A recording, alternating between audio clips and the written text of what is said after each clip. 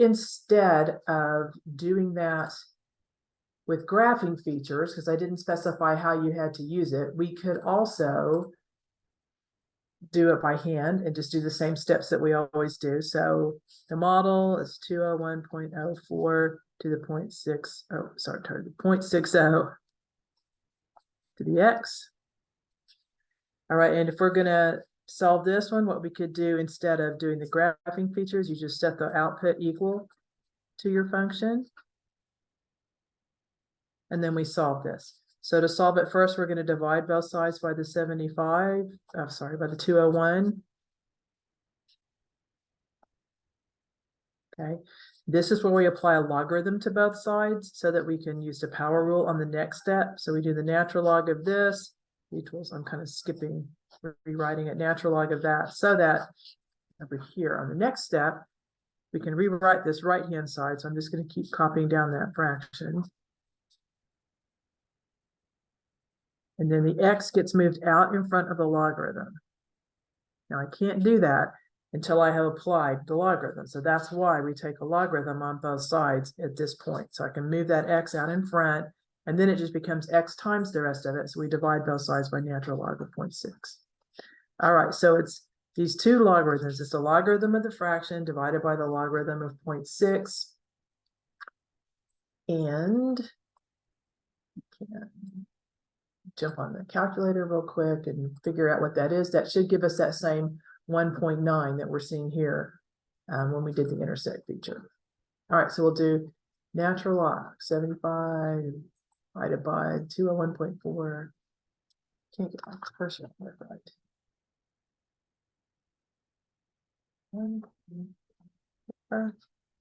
Goodness. Sorry, there's the logarithm on the top and then divided by the natural log of 0.6. That's what my solution's exact value is, and there's that 1.9. Okay, so if I do it this way and we do this on our calculator, that's the exact value, but it would be approximately 1.93. So again, the answer for various reasons would be after about 1.9 months, the value is at 75. You're not seeing what I'm writing here, so let me stop this. Let's go back to the test, practice, review, whatever we're calling it right here. All right. So this is how I was finishing up. This is what I just put into the calculator, and there's the 1.93 rounded to the 10th place is 1.9 months. So that's another way to do the problem that we were doing right at the end of class. Okay, next problem, number 9, formula. This is for the continuous growth type of model because it's got the base of E. 2.2 is supposed to represent whatever L is in front of the base. It's supposed to represent something to do with the starting amount or the initial amount. And that says it models the population of a city in millions, T years after 2000. So T represents 2000 is our start year, and then T is the years after that. So when it says, what is the population of the city in 2000? Okay, the 2000 is the start year. So that's like saying, when is T equal to 0? We could plug that in, or we could go by what I just said. If I plug in 0 here, I'm going to get E to the 0 power. Anything to the 0 power is just 1. That's why this is the initial amount. Or I could just know that these formulas always have the initial amount sitting in front of the base. So it's 2.2 million people. Okay, and so you wouldn't have to evaluate it at 0 if you just notice that that's what that value represents in front of the base. What will the population, sorry, I got to leave in a minute. What will the population be in 2015? Let's see. So we'll just plug in 15, right? Because we have to figure out how many years after. I'm just going to leave it on this, and since it's just the one calculation, I'm going to plug it into my calculator. I'm typing this in right here. When I get to the T, I'm going to change it to 15. So 2.2 times. I'm trying to find a place I can do this where it doesn't. The reflection. All right. So I'm doing, did that help at all? Not really. All right. So I'm doing 2.2, and then it says E to the something. So I'm going to go to E to the X. Let's try it again. 2.2 times E to the power of 0.0777 times 15. Okay. That tells me about 7.056 million people. It doesn't say, well, it would be about 7.056. Doesn't say how to round it, but so I'll just leave that. 7.56 million. Makes sense that it's bigger because my base is E, and that means something is increasing. Then it says, after how many years will the population reach 3.3 million? This is an output. So it's talking about the population. It's asking for the time, how many years. That means I have to solve for t, which is probably going to be a logarithm. So we're going to set the output equal to 3.3 like this. And then we will begin to solve for the t, or we could do graphing where we graph this part as a function for y1. We could graph this part for y2, and we could run the intersect feature. I'm going to do the algebra behind it because that's the new stuff. We've already taught you how to do intersect to get estimates. We're going to talk about how to do algebra. So we divide both sides by 2.2. That turns out to give me 1.5. I'm not showing the division, but 3 over 2 was 1.5. Okay, now we do a natural log on both sides. In this particular case, because my base is E, that base and the natural log are going to cancel out directly. So I don't have to use the power rule like I did up here to bring the X out in front, which is what I did right there. Because at this point right here, these two cancel because natural log and E are inverse functions. So I'm just left with the exponent on that side. So this time I will only have one logarithm to deal with in my answer. It's going to be taking the natural log of 1.5 and dividing it by the 0.0777, which is going to be approximately, let's do that. Natural log of 1.5 divided by 0.0777 gives us 5.218. 5.218, it says round to the nearest tenth. So this would be, let me get the units right. This is not million people because it's saying after how many years. So it doesn't say in what year, it just says after how many years. So I can just write the unit on it and be done with that. Okay. I'm going to have to pause this here or stop it here and pick it up later.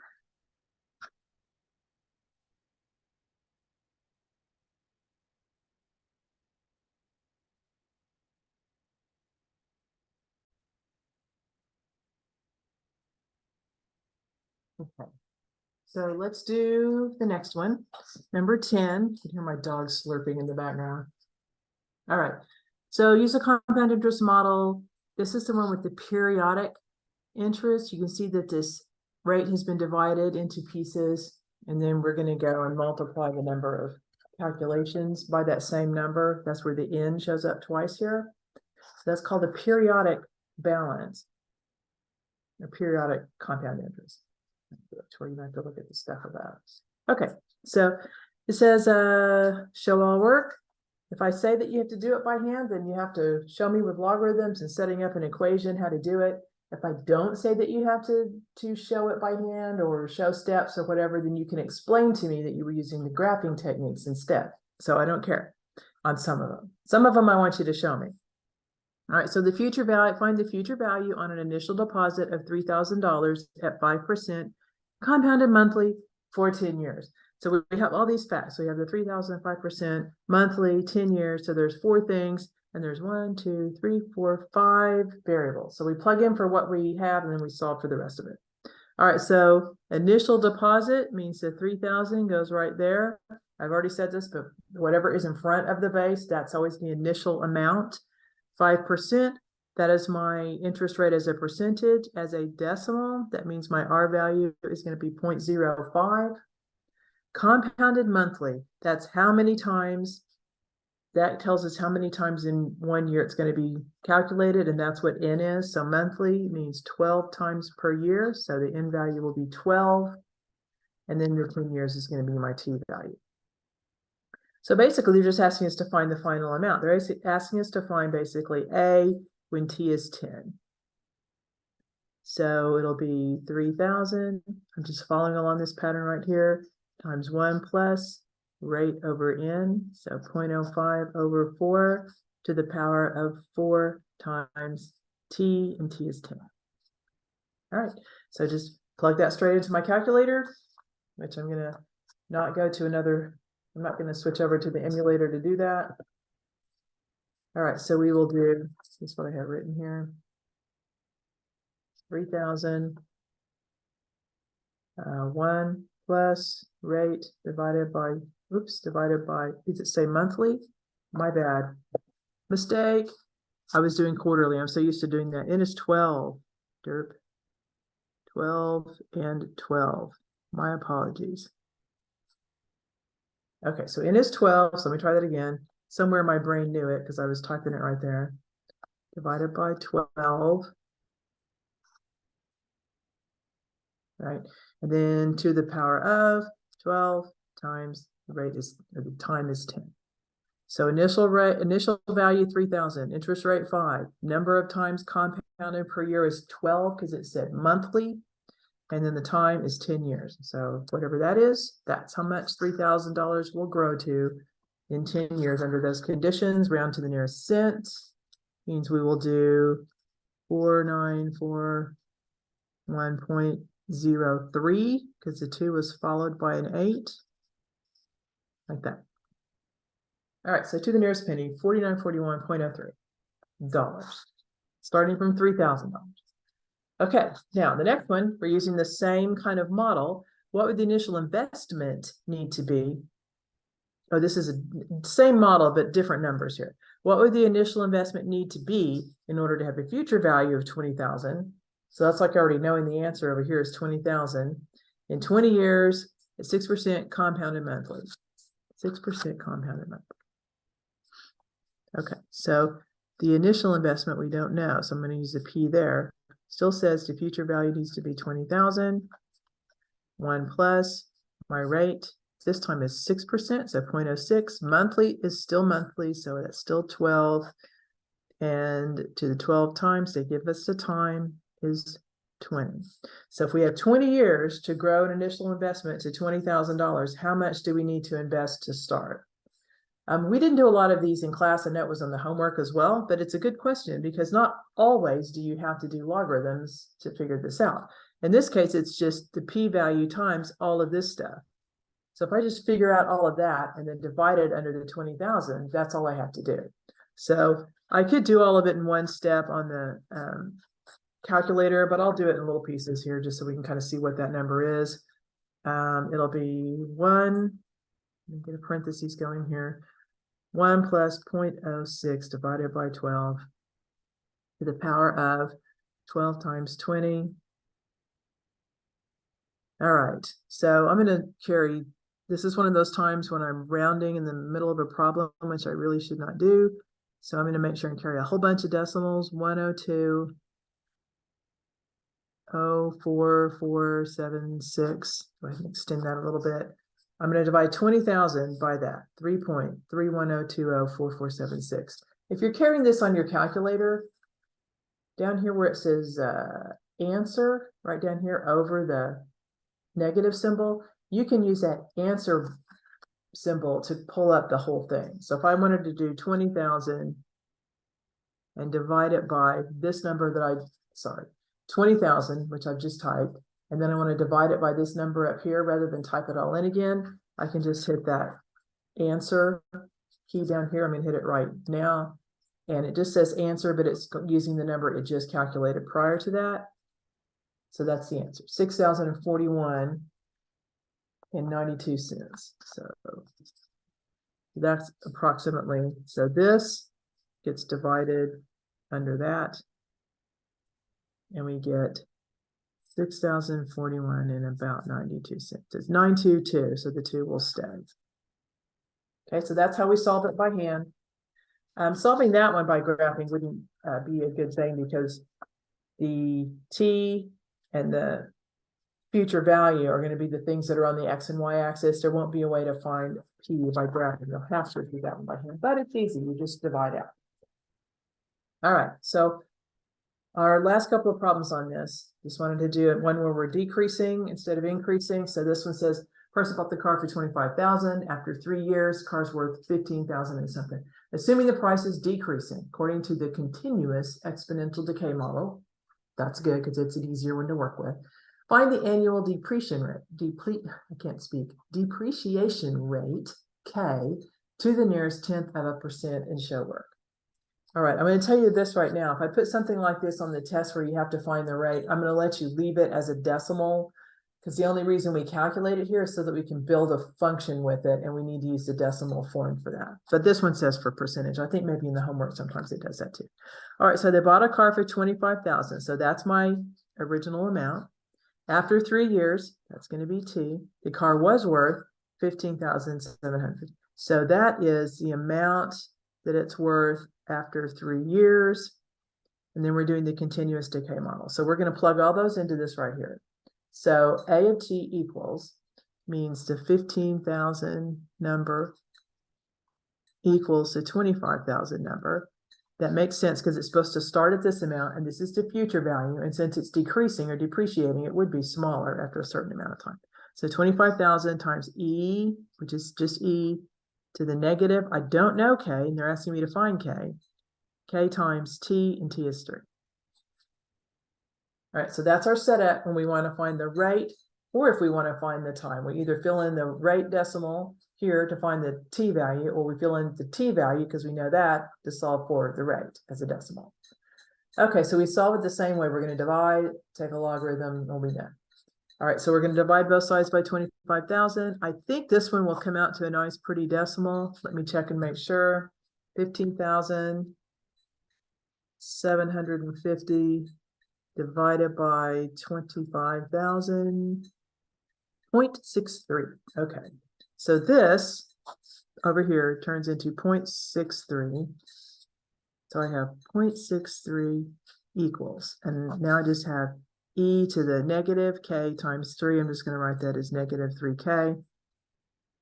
Okay, I've got my base and my exponent isolated. So this is where I do natural log on both sides, and that will get rid of the base of E, because natural log and E are inverse functions. So I don't have to do the power rule on this one. I don't have to bring the exponent out in front of the logarithm, because I can actually simplify it faster by canceling the logarithm with the E.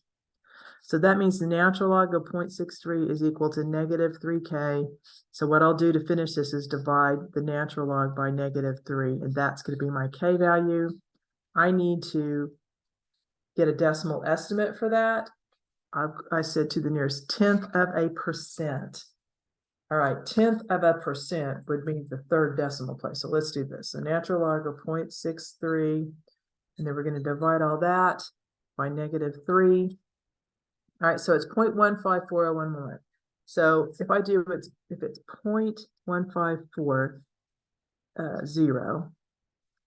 okay, that's the decimal, which that's what we're going to use in the model down here. But if I wanted to convert this to a percent, I would need to multiply it by 100, and then the 10th on that form would be 0.1. All right, so 15.4%, but I'm still going to use the K value when I do the model is the 0.154. So find the value of the car after 5 years to the nearest dollar. The reason I can ask that question now is now I have enough information to write a model for this particular situation. So the model would start off with A of T here, and then I would have T as my variable, and then I fill everything else in. So that A sub 0, that's my starting amount. It's the same car, so 25,000 E to the negative K. So negative K is 0.154 times 2. This is a model for specific situation. We have the T as the variable and A of T, the output, is the other unknown. And then the initial value and the rate should be filled in. Sometimes you have to do a quick calculation to find the rate like we did here. Then we take that rate and put it here, the initial value, they already told us here. Now we can use this to answer questions. If they give us a time amount, we put the time value here and just work that out. If it's one of those how long will it take questions, you'll put that future value over here and solve it to find the T. This is the easier question. Find the value of the car after 5 years. So that means that they're giving us a T value. So we're really just going to take this and use it like a regular function and evaluate it when T is 5. I'm going to tap that into my calculator real quick. Round it to the nearest dollar, and also cheat and look on the answer key. And that's going to tell us 11,575.33 is going to be the rounded version. Okay. So that is how much it's going to be worth in 5 years. So it went from 25,000 new to 15,750 after 3 years. 2 more years after that, at 5 years, it had dropped further to 11,575. That's what that's saying. All right. So the last one is the last one, right? Yeah. Is this one about a logistic function? So this is a completely different kind of question. This doesn't have to do with exponentials. You don't have to solve anything for logarithms. You just have to know how to interpret that numerator and plug in numbers to it, basically. Okay, so it says the spread of a highly contagious virus in a college dorm is described by this logistic function. So y equals, or you can say f of x equals or something. And then you have 500 over and this 1 plus 450e to the negative 0.7x. When we studied logistic functions in class, I told you that the numerator represents the upper limit of whatever this function's outputs are counting. So it says X is the days into the epidemic, that's your X value. And Y is the total number of people infected in the dorm. So it's the upper limit of your outputs or your Y values. So the upper limit of the number of people infected in the dorm is 500. That's what that's saying. Okay, so that actually is the answer to question B. What is the maximum number of people who could become infected by the virus? This is the upper limit, so 500. Okay, that must mean there's 500 people that live in this dorm. Okay, on part A, how many students had the disease when it was first discovered on day 1? It says X equals 1. It's the first day, so we're just going to plug 1 in right there. And we just have to make sure that we're going to plug that in properly into our TI 84 plus graphing calculator 1, like that. I am going to stop the share of this one and go to the calculator or emulator so we can see all the stuff on this. Okay, so on this one, I'm going to do the way that it looks like how I wrote it on my paper, which is to use a fraction template. Would you get that where over the y equals where it says F1 in green? So if you hit alpha F1 and pick the very first option there, that's your template to just build a fraction. So you don't have to use parentheses around that denominator. So according to this, it would be 500 in the numerator. And I'm just using my down arrow to build my denominator. 1 plus something. That was my dog going out the dog door. 1 plus 450. And it's e to the whatever. Here goes the other dog out the dog door. FOMO. All right, so e to the negative 0.7 times 1. Obviously with 1, it doesn't matter if I write times 1 or leave it off, but this is how we would build it with any values.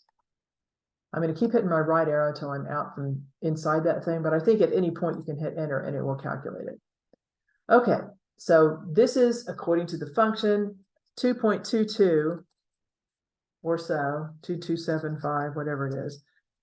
That is the value that it computes to when you plug in 1. Stop the share and go back to this. All right, so it does say round to the nearest whole number because this is counting people, right? How many students? 2.22. I don't know if that means that 2 people are infected and another one is just exposed or whatever, but if we're going to round to the nearest whole number, we just say 2 students, roughly. All right, so logistic functions, I'm only going to ask you a couple of things about it. I'll give you a logistic function. It's going to be set up to, I'll tell you what the inputs are measuring and what the output is calculating.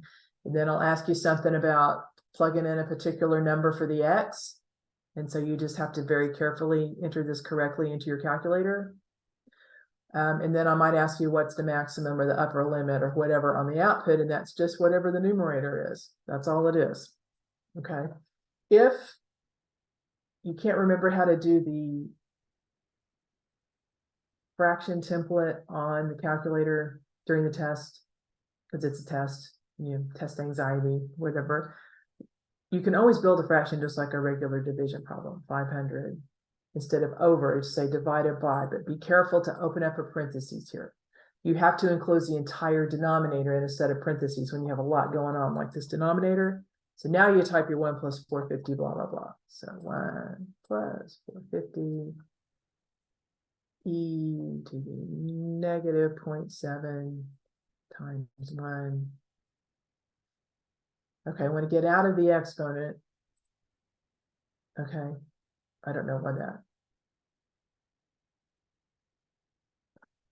Parentheses is there. I'm gonna see if that works. Okay.